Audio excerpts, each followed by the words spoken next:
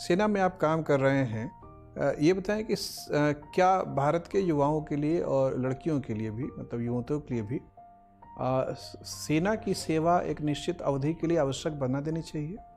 कई देशों में ऐसा है कि नागरिकों को 2 साल या 3 साल कम से कम सेना में अपनी सेवा देनी होती है। क्या ऐसे प्रावधान भारत में भी किए जाने चाहिए? सर, मुझे लगता है कि जिस तरह की परिस्थितियाँ बन रही है वर्तमान में, जैसे भारत अभी 2 फ्रंट वॉर के मोर्चे पे खड़ा है, पाकिस्तान और चीन के साथ हम हर दिन किसी न किसी तरीके से मुकाबला कर रहे हैं, और जिस तरह की जो जियो स्ट्रेटजिकल सिचुएशंस बन रही है, मुझे लगता है कि ऐसा किया जाना चाहिए सर। जैसे इजराइल जैसे देश में किया गया और वहाँ पे बहुत अच्छा रिजल्ट देखने को मिला है। स्पेशली एक अकेले देश ने सर 6 दिनों में 16 अरब कंट्रीज़ को हरा दिया। तो इसके पीछे एक बड़ा रीज़न ये रहा क्योंकि वहाँ की हर जनता, चाहे वो मेल हो चाहे फीमेल हो, इस तरह की जो आपातकालीन परिस्थितियों में लड़ने के लिए तैयार रहते हैं।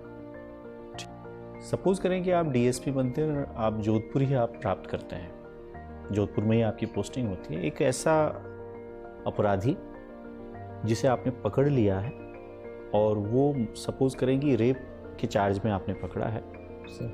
कुछ महिलाएं आपसे गुहार लगा रही हैं कि इस व्यक्ति ने, यानी इस अपराधी ने बहुत जघन्य अपराध किया है, आप उसे जान से मार दीजिए। क्या आप कदम उठाएंगे आप? सर, सबसे पहले तो मैं एक इंडिपेंडेंट इन्वेस्टिगेशन करूंगा सर कि एक्चुअल में ये चीज़ हुई है या नहीं हुई है, क्योंकि इस तरह के क्राइम्स में जो बर्डन ऑफ प्रूफ है वो भीड़ आपको कह रही है, सबूत दे रही है, सारी चीज़ें बता रही है, महिलाएं आपके सामने गुहार लगा रही है, आप डीएसपी हैं, वर्दी में हैं, आपके पास गन है और आप सेना में ऑलरेडी काम कर चुके हैं, तब आपका निर्णय क्या होगा? सर, मैं प्रोसीजर ऑफ लॉ को फॉलो करूँगा सर। क्या? उसको सर अरेस्ट करूँगा और उसके बाद जो भी इन्वेस्टिगेशन और 24 घंटे के अंदर मजिस्ट्रेट के सामने पेशी, और उसके बाद जो भी सर आदेश दिए जाएंगे उसके। नहीं, फिर भी भीड़ आपको घेर रही है, आपको जाने नहीं दे रही।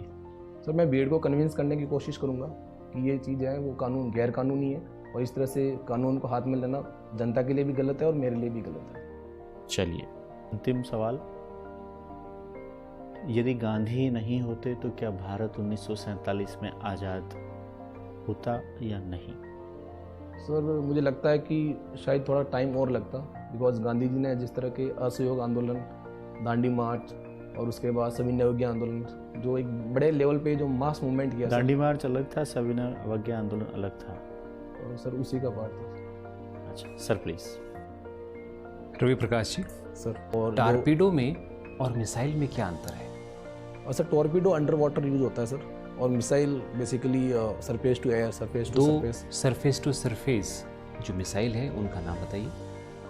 सर, एक तो पृथ्वी है सर, एक की आधार पर। अगर मैं एक शिप से दुश्मन के शिप पर एक मिसाइल दागता हूँ सर, ये कहाँ कैसी कहलाएगी? Air to air, surface to surface या सरफेस टू एयर?